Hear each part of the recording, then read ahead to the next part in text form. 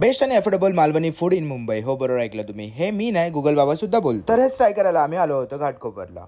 ट्रेनमधनं उतरलो आणि स्टेशन पासून 2 मिनिटावरच भेटला आम्हाला मालवणी मासोली. हे एक फॅमिली रेस्टॉरंट आहे आणि हे लोक ऑथेंटिक मालवणी फूड सर्व करतात. यांची सेटिंग पण एकदम जबरदस्त होती आणि जेवण पण एकदम झणझणीत. तर आम्ही ट्राय केलं वजरी आणि भेजा फ्राय, जे की एकदम जबरदस्त लागत होतं. त्यानंतर पापलेट थाली ट्राय केली, ज्याच्यामध्ये एक मोठी क्रिस्पी पापलेट फ्राय, भाकरी, 2 प्रकारच्या ग्रेव्ही होती आणि सोलकढी सुद्धा होती. खाऊन डायरेक्ट कोकणातच टेलिपोर्ट झालो. त्यानंतर आम्ही सुरमई थाली ट्राय केली. त्यामध्ये एक मोठी साईजची सुरमई, त्याबरोबर भाकरी, राईस आणि ग्रेव्ही होती आणि सोलकढी एकदम भन्नाटच लागत होती. त्यानंतर आम्ही सुरमई तंदुरी ट्राय केली, त्याच्यासोबत एक तिखट ग्रेव्ही दिली होती. खाऊन डायरेक्ट ढगात होतो आणि खूप डिफरंट टेस्ट होती. चटणी आणि भाकरी ट्राय केली.